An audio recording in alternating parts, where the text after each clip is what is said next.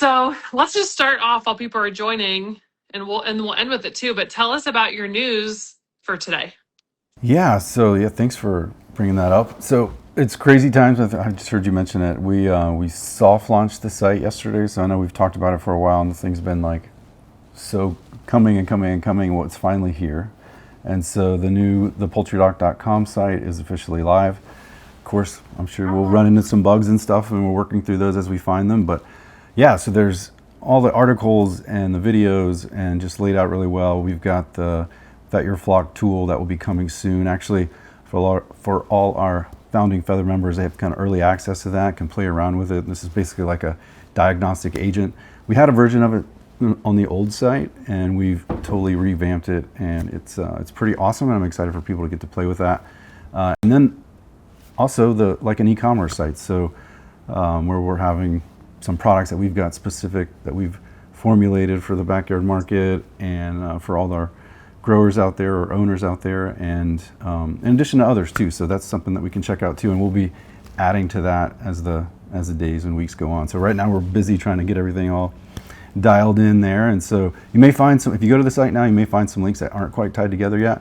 There's a lot happening on the back end to get it all wired together, but it will come. So stay tuned and keep chiming in, and get your email in there, so as we launch new things, you'll be the first to know. So Yeah, that is so awesome, and a very much needed service for backyard chicken keepers, because we just don't have the resources that people have with their dogs.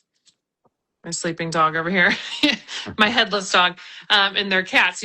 That's an easy fix if you have a sick dog. But if you have a sick chicken, it's really hard to find somebody that will, one, see them, and two, knows what they're talking about. So website looks great. I was poking around on it a little bit earlier today, and just really excited to have that option for my followers and your followers and everybody's followers and everybody out there that has chickens. yeah, we're excited too. One thing to mention, you brought it up about veterinarians, and I have this conversation a lot. Obviously, there are not a lot, but one of those goals of our, service and the team that we've got together is to help those veterinarians who may want to see these, or may just not be comfortable, so they don't see them. So if you get on the site, you'll find our partners, and clinic partners is one of them too. So encourage any veterinarian that you know that may be interested. They can put their email in there, and we'll follow up with them, and then that kind of gives them an avenue too to work through us with the website and help those backyard owners who may not have the best access. That's great. That's awesome that you're opening that up to other people to join in on what you're doing. Somebody asked for the link. It's just thepoultrydoc.com, right? That's correct. Yeah. Yeah, And if somebody wants to pop that in the comments for people, and I'm sure Dr. Blayne will hop on here later and put it in the comments when we post this live. So anyway, today we're talking about heat in chickens. What's the temperature where you are right now? I'm actually on the coast, but it is like a very balmy, like 95. Yeah. Hot as it can get, well, humidity wise, and it is like walking through soup when you go outside. So it's pretty warm. It's like here too. It's about the same temperature here. And we had a trip out west earlier in May, late May, and then we had a trip to North Carolina. And those temperatures were the same, but they were not the same as Ohio heat. I don't know, like when it gets hot here, all of the rain from spring is just like evaporating. And it's just, you can see the humidity out there. So Yes. It is gross for all of us. And I have to paint a shed and a coop in the next day. My dad was like, you got to get that shed painted because we're going to move your coop. And I'm like, okay.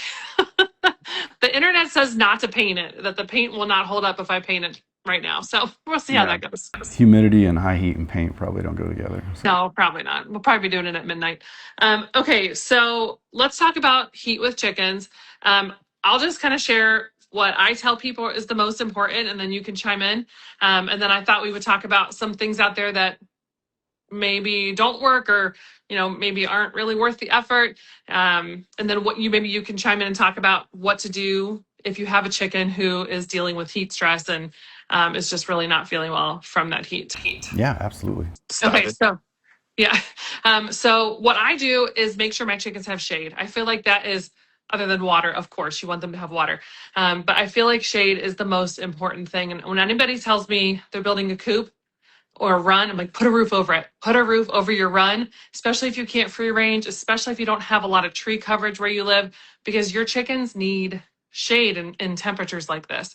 If they're out in that blazing sun, it is just a recipe for disaster. So I think other than water, we all know water is important. They have to stay hydrated. I feel like shade is the most important. What do you think?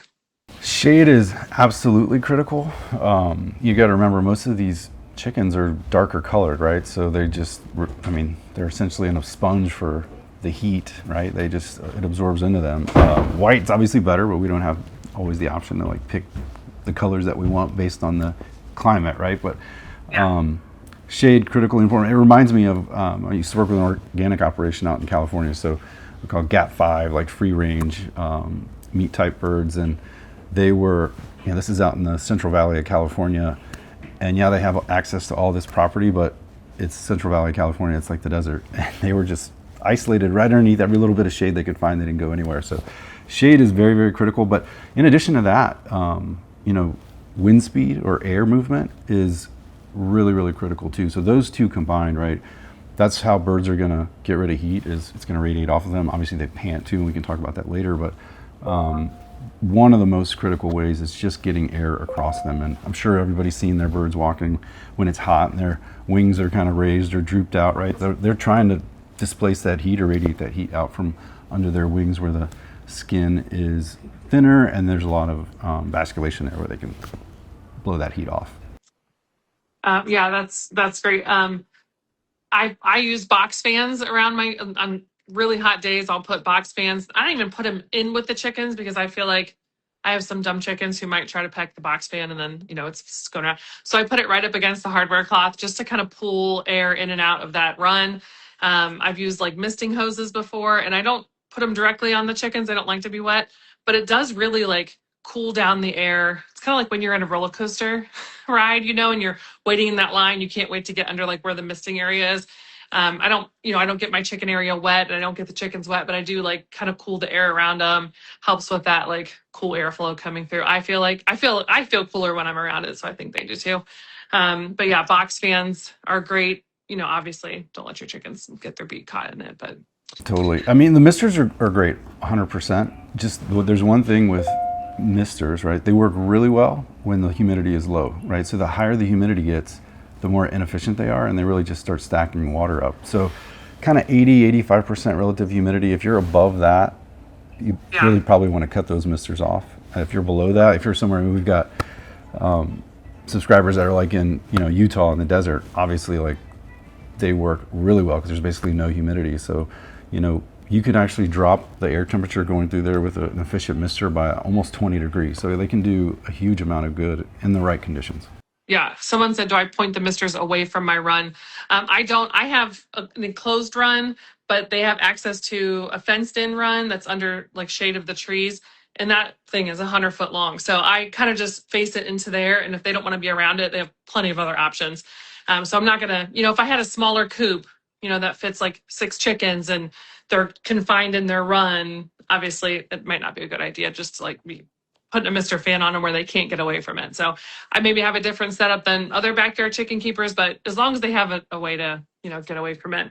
Let me see. Yeah. And you mentioned it too, but putting those misters, like right in front of the fan, so you kind of broadcast it out. That's a good idea too. And, some people will run like a line of them and kind of have a wall basically of like fog. That's a good idea too. If you're getting a lot of you may not have a not a humidifier, but a way to determine what the humidity is. If you're puddling water on the ground, it's probably not as efficient. It's probably not doing what it needs to do. So that's a good sign there.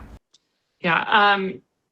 Dust bathing, I feel like is super important too. I see a lot of times my chickens when it's hot will go to the dust bath and they'll just kind of like, get down in as far as they can in the dirt where it's cooler.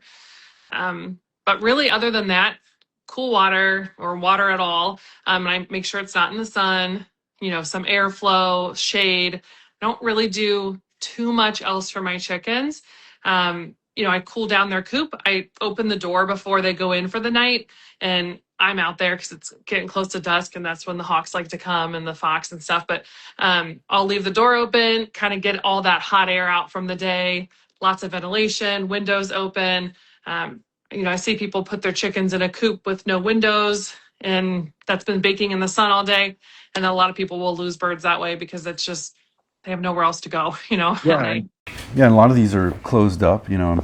Ours is similar too, where the nest boxes are kind of tucked away in a corner. You gotta remember, it can get really hot in there, and that's the place they go. They know to go there to lay an egg. So, even if it's super hot, that's still where they're gonna go. So, either providing ventilation to the back parts of the coop, wherever the nest boxes are, or even opening them up. Sometimes, you're letting light in and making it more kind of open, which isn't a good thing for them. But managing heat and keeping them cool is probably supersedes them laying the egg comfortably, I guess. Yeah. So one thing I've seen a few viral videos this summer are people making fountains for their chickens, where they'll get a bird bath fountain, put it in some water, and they just they're saying it's cooling them down. I didn't do that, but a good friend of mine did, and I went to her house the other day, and she was like, "Look at this thing! It lasted 2 days. It's completely green, and it quit working." She was so mad. I was like, "Your chickens weren't going to use that anyway. They're probably scared of the water moving." Yeah. I've seen it. We talked about this earlier, like some of the solar fountains, where folks have them, either like the water running across bricks, or maybe there is like a small, like shallow thing that they can walk in. It's not a bad idea. Some chickens are going to use it, some aren't. They certainly will dissipate heat through their feet and through their shanks, so that would help if they use it. Obviously, if they don't, then it's just collecting moss and other things too. So. Yeah, tell us in the comments. Have you tried the shallow water for your chickens? I've done it before, and they were like, but mine have a lot of shade, so I feel like they're probably like, we don't need that. They're not going to get in that pool of water because we're fine. But yeah, let us know if you tried that before. Has it worked?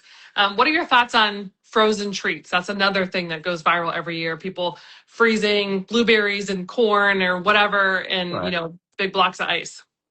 Yeah, I think this kind of falls into the same, our episode, which I'm losing track of which one was which, but our wintertime version, right, where we talked about giving warm food. Same thing sort of applies here, right? So you're trying to, it's like a drop in the ocean. Is it a bad thing? Probably not. And I used to be more firm on, this isn't helping, this isn't gonna do anything. I kind of lean more towards now, it's not hurting anything if we can cool them a little bit, especially in these really extreme temperatures, right? Keeping the water cooler that they're drinking, right? We don't want to have ice cold water because that can actually knock birds off, or make them not want to drink, because that cold water is just not comfortable. You got to remember, their body temperatures are much higher than ours, right? So even, and we can talk about these extreme conditions, like if you're trying to cool a bird down later, but there's a big difference there from what we perceive as cool or cold and what they perceive as cool or cold. So cool water is good. Ice cold water, probably not so good of an idea. And then on the frozen treats, yeah, again, not going to hurt, but probably not going to help too much either. Yeah, I know a lot of people you if it's your first year with chickens, or your first heat wave with chickens, people start to panic, and they see those videos, and they're rushing to find something to freeze water in and stuff. And just, your chickens will be okay. Get fill that up a few times so the hose water can cool it down, and make sure they have shade. But like you said, not going to hurt anything. If they have some frozen treats. Yeah, that's an important one too. Talked about getting it cold or cool, right? But also preventing it from getting hot, which you mentioned that, right? Keep it shaded, or there are some insulated waters out there that can prevent it from getting hot. But just like chickens don't want to drink ice cold water, they also don't want to drink hot water. So that's an important one too. And just remember also, the volume of water that they're going to drink when they're hot is going to significantly increase. So obviously keeping plenty of fresh water is important. And they're panting, right? That's like the first sign that we see when chickens start to get hot. The reason they pant, just like your dog, right? They don't have sweat glands. They pant, and that is basically evaporation of water that's cooling them off. So kind of same way it does our dogs and cats and everything else. So keep that in mind.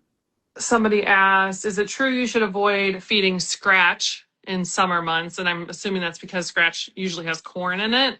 I know there's a lot of stuff out there saying that corn heats up the body. So do you want to touch on that at all? Like, cite our previous episode. We'll probably put a link to that in there, but we can almost mirror over the same thing from that one just to summertime. So, if we look at diets, right, and we look at calorie or nutritional density of scratch grains versus feed, scratch is a lot less, right? So corn is not nearly as dense as their commercially blended feed. So no, it's not going to warm them any more so than their normal feed will be. But it does bring up a good point that just the physiologic process, right? So them digesting produces heat. So in those extreme days, we know we've got a heat wave coming. Feeding, kind of restricting feed, like don't feed them in the middle of the day when it's the hottest, but feed them either early in the morning and then late again in the evening, because if we can, and they'll do this themselves, right? When they get really hot, they're not going to be eating a lot, and part of that is driven by, it takes energy to digest feed, which creates heat, which is counterproductive to them trying to stay cool in the summertime. Yeah, that's good. I thought of something while you were talking earlier about how much water they're going to drink. Be aware that your chicken's droppings are going to be pretty loose, especially if they are drinking a lot of water. I get a lot of pictures this time of year of droppings saying, "What's wrong with my chickens?" I'm like, "Is it hot where you are?" Yeah, Could just be drinking more water. Yeah, and it actually reminded me of something too. You know, I get a lot of questions about deworming and other things that are going on, sick chickens, and we're treating chickens for respiratory disease as an example. That amount of water they drink, right, could significantly increase, right, over the summertime when they're hot. So we need to keep that in mind. If you calculated your daily water consumption to give Aquasol, for example, in the springtime, you're going to probably need to redo that in the summertime because they're going to drink a lot more. We want, you know, everybody to get the amount of medicine that they need. So just an important reminder as you do that in the summer. Yeah, good point. Chloe says that her chickens act like they want to die with the way they don't drink water all day. It's icy cold, but they refuse. And I don't know, maybe Chloe, you didn't hop on a little bit earlier. The poultry doc was talking about how if the water is too cold, chickens might not drink it. So it doesn't need to be icy cold. Just, make sure it's not baking in the sun. Yeah. That might help. Okay, are there any other tips that you've heard or tips that you want to give? Or I think we covered most of it. Yeah, one thing I've come across too is like spraying birds down, getting them wet, right? Thinking that that's going to help them out. That is another one that can be counterproductive. So, birds can naturally, like in the summer or in the wintertime when they want to stay warmer, they kind of fluff up and create this more ball of insulation around them. In the summertime, they can do similar things, but more so dissipate that heat. If we wet the bird and actually, what you essentially do is create a barrier. So now it can't distribute that heat, it can't blow that heat off. So we never really want to wet birds, where they're basically, you create this wall where they can't dissipate that heat. So that's an important one too. Yeah, make a little steam box out of a chicken. Yeah. Okay, so the only other thing I had written down, well, two things. Broody hens. We talked about broody hens in the last episode. I have silkies in that one coop in Cochin Bantams, and they are just broody constantly, no matter if you break them or not. So I go out there in the morning and I'm like, you're not sitting in here all day because that coop just heats up and they are so persistent. So I open the coop doors and I make them get out, go get water. Just keep an extra eye on them. Make sure they're not getting lethargic because those are going to be one of your first chickens that may show signs if they're too hot, especially if they're in a stuffy coop. Trying to sit on, my chicken was sitting on my little Gobi thermometer the other day. I was like, are you kidding? Yeah. Silkies will try to hatch anything. So they do get a little bit, little extra hot. And then the other thing is I came up with a little DIY air conditioner a few years ago, and I've shared it many times, where you just take like a frozen jug of water, just a $2 jug of water or whatever jug you have, freeze it. And then I take a 5-gallon bucket, I lay it on its side, put the frozen jug inside, and then I have this little like battery rechargeable fan, and I just face it in the bucket, and as it blows, the cooler air comes out in the coop and it drops the coop temperature down. So just a little cheap way to kind of cool the coop down. Not many people have electricity out in their coops. They can like plug in a real air conditioner, which I don't think they need, but just some open windows. But yeah, somebody else said, yes, I kicked them off. I think I missed a comment. No, okay. So let's jump to heat stress. If your chickens are getting too hot, what are some signs that they need intervention? Yeah, so there's a progression, right? So I'm sure we've all seen those birds panting, and that's really the first sign. And that could, depending on humidity, right? There's a lot of variables that come into it, but 80s, right? You start to see these birds pant. So that we call like the thermal neutral zone, kind of where they want to be, is in that 65 to 70 degree range. So the just like when we talked about it being cold, the more they get below that, they're working to stay warm. The more they get above that, they start working to stay cool. And really, it's a combination of things. We see the panting. That's kind of like the sign to be aware. And in my part of the world, in Central Texas, it's 85, 90 degrees when we wake up in the morning. So it's all hot, and they do get acclimated a little bit, right? And so that's one thing that helps. But when you see the wings start to pant, or not to pant, sorry, but to droop, that's it's escalating a little bit, right? You'll see them burying in their dust baths. And I did want to mention that too, that we've got some folks have dust baths that are just like a pan, right, of material that they can sit in. Really, for that heat exchange to happen, it's better that they have access to like just the ground, because that's going to hold that coolness better. It's going to allow them to dissipate the heat, whereas that pan can actually hold heat, right, and they won't get to bury. So, but yeah, we can see them go from the wings drooping, trying to dissipate heat, to when they really start to slow down, and that's where it becomes more critical, like to try to intervene. If you have the luxury of bringing them inside, obviously that can help. Not everybody can do that, but when birds really go lethargic and they're not moving, or they're very, very sluggish, then it's time to get the fan out. It's time to wet the ground, right, to cool the ground off so they can get into that. And then in the most extreme part of it, right, where they actually are having like what we call a heat stress event, cooling them down in a controlled way. So this is the one time, like, I'll go against everything else I say about giving chickens baths, but we want to cool that bird down in a way where it's controlled. I forgot to turn my notifications off. That's okay, me too. Yeah, so we want to submerge in, like, I would say tepid to cool water. Obviously, you not want to get their head or neck maybe up to the neck. This is where a baby thermometer, right, like a digital thermometer, to get an idea of where their body temperature is at. So, 106, 107, 108, I've seen temperatures up to 110. Those are very, very extreme. The 109, 110 range, that's life-threatening, right? And so we get an idea of what that temperature is going in. We want to submerge them again in that tepid, cool. It really should not feel cold to you, because it will to the bird, for enough to bring that body temperature back down to, like, where it's reversing to 106, 105, and that 104, 105 is going to be their normal. Birds fluctuate. They're not as exacting as we are. And then back to what I said earlier, once you kind of stabilize them, is drying them back off, right? So cool air, like a blow dryer without the heat, right, to get them dry, and where they can, again, dissipate that heat. So Yeah, that's awesome. Great. I'm laughing because my video, so I'm like, okay, make sure my video that's coming out tonight isn't wrong according to the Poultry Doc. And you haven't sent anything that's made me like have to re-record tonight. yeah, well, we're all learning too, right? And so I even, I mentioned it here, kind of my thoughts have changed over time. We all learn, so it's a good thing. Yeah, and what happens is people see a viral video of somebody who doesn't know what they're talking about or doesn't have a lot of experience, and then it just becomes what people say to do. I'm seeing a lot of stuff in groups right now, and I'm like, oh no, I know what video you watched to make you say X, Y, and Z. So do your own research, be careful.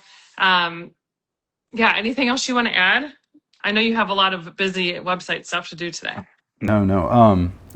Well, trusted resource right there. You can go in and Google, and there's so much misinformation out there that it's just an aggregator of misinformation. So just make everybody aware that if it's Dr. Google's not always right. So come to the website, check it out for sure. Vetted material there, and we've got articles. I'm posting one today actually about heat stress that's associated with this article. I think it's already up actually, but one thing too is that we haven't talked about yet, that panting that birds do when they are hot causes what we call respiratory alkalosis. So basically they're blowing off CO2, right? So they're panting, blowing off CO2. The downside of that is CO2, when it's in the blood, is basically makes carbonic acid, so it's an acidifier. So you blow off CO2, you blow off acid, and the result is you have a pH of the blood that increases. So you have a higher pH, a more basic blood. And again, a lot of physiology that I won't bore you with, but the end result is thinner shelled eggs. So if you think about how calcium works, is like if you want to dissolve, like if you got rings in the bathtub, right? Calcium buildup somewhere. The solution to that is acid. We get it off with acid. So if something's basic, it does the opposite. Similar thing happens in the blood from a chemistry standpoint. But the end goal or the end result, like I said, is thinner shelled eggs. And so this is one intervention where actually electrolytes can help. In addition to like blowing off that CO2, they're drinking a lot of water. They are excreting a lot of salts, or what we would call electrolytes. So really hot conditions, or just heat in general, electrolytes can do a good job of helping maintain those thicker shelled eggs, because what they have, bicarbonate, sodium bicarb, is going to be the buffer that's included in a lot of those electrolytes that are going to help with that pH balance of the blood and help with shell thickness too. Yeah. One of my quail laid a soft shell egg last night, and I was like, guys, hot? Yeah. Uh, We get these all the time too, thin shelled eggs, and sometimes it happens. It's not always directly related to heat, but certainly, if everybody all of a sudden is having thinner shelled eggs and it's hot outside, yeah, it's probably what's going on there. yeah. Take some measures to help reduce that heat stress. I'm trying to think if there's anything else I had in my brain. I wrote some stuff.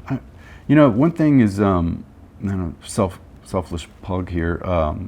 So we've been approached a lot about, doctor, treat with this medicine, treat with that medicine, but is providing some natural, some alternatives. We call them, pharmaceutical alternatives, whatever you want to call them, but natural supplements. And there's one that we actually have on the website. Should be up there today if it's not right now. But it's a blend of essential oils. We've got a published an article. I was working on it right before this. It has all the science behind what's in there and why it works and how it can improve not only some of the things associated with respiration, like as a kind of mucolytic to help clear the airways, and actually entice birds to water too. So if we can put things in the water that will help them drink, or kind of drive them to drink more water, that's not a bad thing either. So check that out. That product's called Breathe, and we've got that coming up on the website.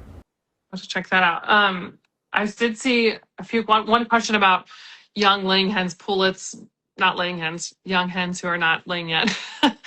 Someone said, are pullets more susceptible to heat stress than adult chickens? And then somebody else is asking, should they add electrolytes if the chickens are not laying eggs yet? Yeah, because remember, they're going to be drinking all that water, so they don't just excrete water. There's salts that have to go with them, or electrolytes. So not a bad thing. Again, if they're drinking plenty of water, having some electrolytes in the water is not a bad thing. It's when we have sick birds that aren't drinking and we try to superdose them with vitamins. Now they don't really have a good way to excrete those. That's when vitamins really become potentially toxic. So always keep that in mind. And then as far as pullets versus adult hens, pullets are smaller. They don't generate the heat that older birds do, so they probably tolerate it a little better, but that doesn't mean they're not going to be, exposed or at risk of developing a heat stress event. Yeah, and I feel like especially when you're integrating them, they're like kind of confined a little bit more. A lot of times, like in a cage or whatever, giving them some space to spread out and, cool down is a good idea too. So, I think those were most of the questions that had popped up. And that's all I have. Do you have anything else? You keep having more ideas that are really great, so I don't want to cut you off. No, yeah, just to reemphasize the main things we talked about. You mentioned shade. So, one of the things, obviously not everybody can have a roof, but the shade cloth, right? So we can purchase that easily and stretch that up anywhere. That's an easy one to put up. Access to the ground, right? So they can dissipate that heat. And then wind speed or air movement, I would say, probably that, and shade and access to that fresh water, super critical.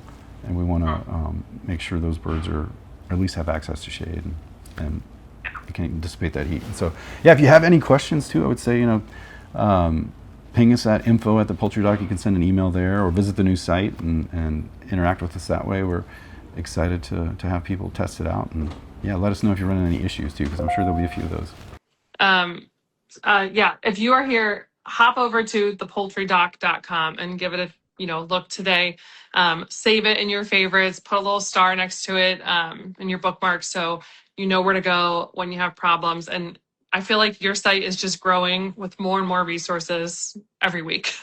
And we're always, another thing too is if you've got questions, and that info at thepoultrydoc.com, that's an email. If you're curious about a topic or want to learn more about something, send us an email. We're always writing, we're always adding, and we're always obviously putting out videos every week.